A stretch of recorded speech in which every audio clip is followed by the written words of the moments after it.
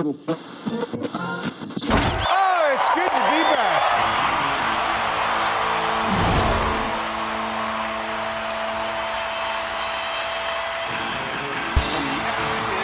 Of captivity ever has a greater Phoenix metaphor been personified in human history. Therefore, what I'm saying, if I'm saying anything, is welcome back to the Stark Expo.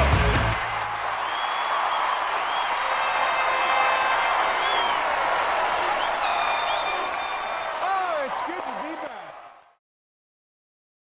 Absolutely. Welcome to the Theory Expo. Before we get started, I have a friend that just finished watching Mando. Oh, okay. Right. So like even having the discussions with her, I was like, I'm excited, right? I'm reliving that moment. Yeah. But I almost had to bark at her today. She watched the finale, right? Yeah. And I'm like, the finale, it's one of those, right? The finale is one of those. So It's one of those finales. and I actually told her, I said, this for the first season or second season? Second season. So she finished the whole thing. Whatever reason she wanted to get involved, and we was talking about it or whatever. And I'm like, I think I told her probably last week, you get to this finale and you don't have a moment, you don't have a soul. Yeah. You better feel something. If you don't feel something, you ain't got a soul. I'm just throwing like that if you out. don't feel anything, ain't no reason to go forward. You know what I mean? You might as well cut it off. Not a fan. You don't even have a soul. Like I don't even know nothing about you. Like I'm looking at you like what's wrong with you? Yeah.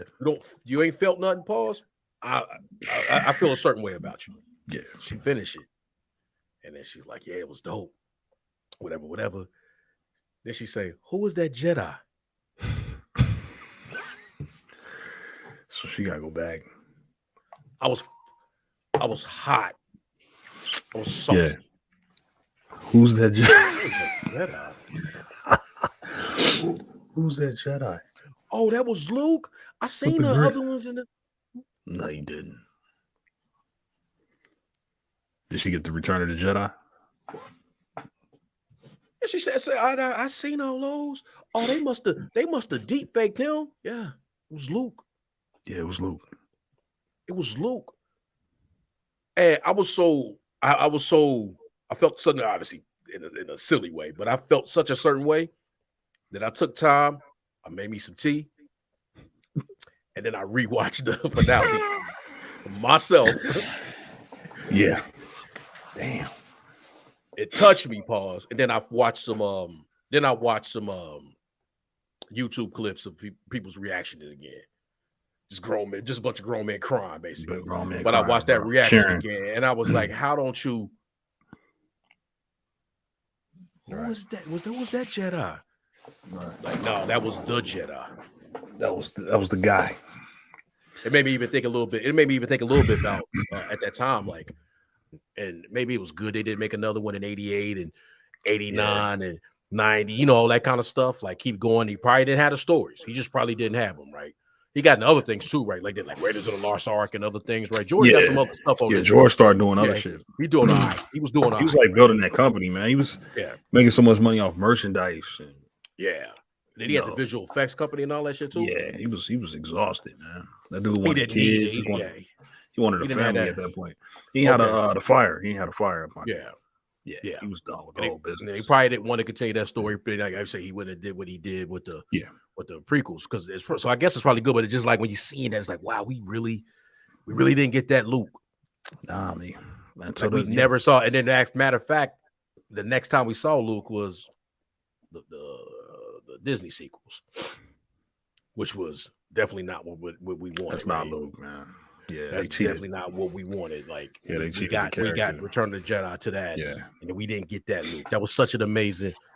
I'll never forget that, man. Mando got me back going, and then I went and watched everything. So all the stuff we even having this conversation we're about to have now, it was because of the Mando. If I didn't watch Mando, I wouldn't even. A lot of people. I think we all. Yeah, I think most people who are here with these Disney Plus shows, same thing. That people that solidified the Disney Plus, what Disney Plus was doing, what Disney was trying to do with the Disney Plus Star Wars shows and all the characters and just John Favreau and Dave Filoni, what they was trying to do. It just solidified what they did, man. That was like the pinnacle of their work, you know what I mean? Their little project, you know what I mean? Because, after that first season, he was like, all right. You know what I mean? After the first season of Mando, he was like, all right, I think we got something here. You know what I mean? I think we got something here. We got a little story going. The big reveal was Baby Yoda. At the time, everybody was calling it was Baby Yoda Mania for that first season. And really for the first half of the second season.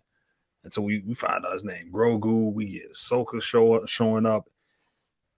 Season 2 was just hit after hit after hit after hit to reach that final episode and to end on that high note to continuously, like, I don't know if they ever gonna be able to do that again, to where they just continue to outdo themselves every episode.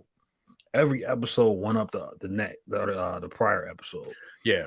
All the way to the end, we get Luke. We get Luke, and we finally get to see Luke. Yes. For me personally, I've been waiting on this dude literally my whole life. It came out when I was, since I was 10 years old, I would say. Since I was 10 years old, I've been waiting on this Luke Skywalker. That guy that showed up. I read about him in the books. Yes. Anybody who follow the books, you know about this guy in the books. He a grandmaster. He ended up becoming a grandmaster of the Jedi. He starts his temple.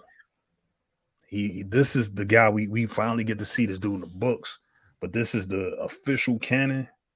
It's not Legends. This is canon. Yeah. To finally see this Luke Skywalker, bro, could just come through and just wreck everything. And indeed he did. That's the dude Obi-Wan wanted to kill Darth Vader. Yeah. And he would have did it. You know what I mean? Like, that's that the guy. That guy, that guy would have killed Darth Vader. Yeah. And this is the guy. This is what the Emperor feared, right? That guy. That any offspring that Anakin would have would be a threat to him. That's the guy, bro. That's one half of it. You know what I mean? And that's the guy who is supposed to bring the Jedi back and is supposed to start a new temple and start training Jedi again and bring the Jedi Order back. And finally get to see him in his prime, especially after the Last Jedi, Luke Skywalker, which was such a disappointment. Like, that shit hurt, bro. Yeah. I'm talking about, like, for real. I was hurt. Yeah. I left the theater like me. I remember I took my daughter to see it. And I just looked at my daughter like, and we just looked at each other with this confused look. Like,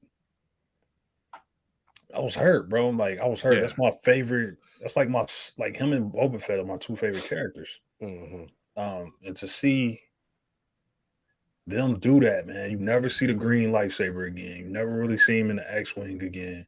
You don't see the all black suit again. You never really get to see him like fight. No. To turn him into this sniveling coward. Yeah. The idea that he would run from this guy was literally the only guy in the entire galaxy. I'm talking about the entire galaxy. This is the only single mind in the entire galaxy that believed that Darth Vader could be turned. Think about that. That believed that Darth Vader had good in him. He literally went against Yoda, went against Obi-Wan, their orders, and risked the entire galaxy, the fate of the entire galaxy, to turn his father back to the light. For you to turn around and tell me that he slipped up with his nephew and now he's just gonna run away. That don't make sense. So they cheated the character, and to see this return like this, man, I was speechless. I was speechless in that moment. I just was watching it like, I just can't believe I'm watching this. I'm just watching it like I couldn't even talk. I'm just watching the moment. I ain't cry, but of course I was like just speechless, just watching it like, damn. Like, this dude just and he was bro, he was like when he did that. Oh, when he hit my man's, and then he just crumpled up. Like, I was trying. I think between because it's so dope when you watch the parallel between his scene doing that and the Vader scene in Rogue One, right? And there's every once in a while I flip or I was like, well, if you ask me today, right? I think the music was better because it was so dramatic for Vader. Yeah. It was so dramatic. That's but a good. what Luke was doing, like you just talking about hands, and then to make it extra special because I'm playing this Father's Jedi Order, and you know one of the moves you got to do to be able to when they shooting at you gotta take the saber and you gotta block it and try to hit them back. Yep. And the shit he was doing when he was getting shot, yeah, man. and I mean even close range because they all have been able to do that. Yeah. Obi was nice at that. Yep. But Luke, when he was coming through with the green, he whop whop, and then he did the one where it went behind his head and he hit it a couple times. Whop whop whop. Yeah, no. The music. They said he got that from his dad. Yeah. The music was better for Vader. Yep. The action, the shit that Luke was doing I think was better. I agree. I always give Luke the edge. Yeah. Because Luke was going up against death troopers, right? Well, not what they call them. Yeah, death troopers. With death troopers, yeah. You know, droids and shit, man. Like, you know, where it was nice ones too. Vader was going up against just fodder, you know what I mean? Some Imperial soldiers had no shot. They little funny helmet dudes. No challenge to it wasn't even posed, bro. They was getting wrecked by stormtroopers, so they wasn't posing no threat to Vader. They was just fodder, bro. They was at that point, it was just, he was just throwing them around. And they were petrified. And they was running for their life, you know what I mean? Terrified. Petrified. But that's a cool scene because the sacrifice from those soldiers, right? To get that secret. Because that's pivotal, bro. Like a pivotal moment. That's really the movie right there, right? It's crazy how the movie come down to that scene. And the beautiful part about that movie, and we talked about this, and okay, you know what I mean, I lack emotion, bro. I laugh at shit. I do laugh at everything. Something can happen right now, tragic, and I'll turn around and laugh at that shit. Like that's the only emotion I really have. I don't know why it took me a minute to realize that. Like I'm watching this movie and I really enjoyed the movie. That's why I always bring up Rogue One when we talk about have these recorded, even sometime in our text. And I'm sure, like if you ranking movies, some people never have it high or low. Like it's really like it's maybe sometimes they even look at it as like a Star Wars story because I think they even say that a Star Wars story versus part of like the pantheon of original trilogy. It's like its own thing. They don't have a crawl or anything. But the minute I kind of like was sitting there, I was like, oh shit, this is the beginning of A New Hope. I emotionally felt that. Like, no, this is the beginning. Like, it was dope to see Vader wrecking shit because I didn't even expect to see that. I was just like, okay, damn, this planet got blown up. For a minute, I was confusing it in my head. Like, is this the part where in the New Hope, but they blew up Alderaan? Yeah, this was a different planet. I forget the name of it. It was a different planet. I think it's in the scroll of A New Hope, but I just can't remember the name. They damn near blew that planet up too. Yeah, because they shoot the planet. I mean, that's how they kill all the people right? From Rogue One. They killed the last two guys from Rogue One. I was like, wow, this is that part. I'm like, okay, so this is, but I still wasn't really connecting it, even though, like I just said, like it has to be if it's Alderaan, it has to be New Hope. Is it called Scarab or something like that? Something like that. I had to look it up, but it wasn't. It was like once I seen that they were moving around. This was before we even got to the end. I was like, damn, Vader wrecking shit. Goodness gracious. So like, my heart pumping. I'm like, fuck, this is for real Vader. Yeah. Like for me, like it was things he was doing, but it was older technology back then. To see him in that action right there was just like, oh my God, this is Vader. Into the movie Vader. He wrecking shit. Then it was like, oh shit. This is the beginning of A New Hope. Yeah. Then for a minute there, I lost it a little bit. Like, fuck, this is the beginning of A New Hope. Like, it's just a scroll in the New Hope. This is really, really happening. So that's why, like, for the longest, I just held that one. But then just really watching Luke again today, and I had seen it 1,000 times. But after the young lady was like, "Who is that? Who is that?" I feel like I need to honor Luke real quick. Let me go sit in here and watch this real quick.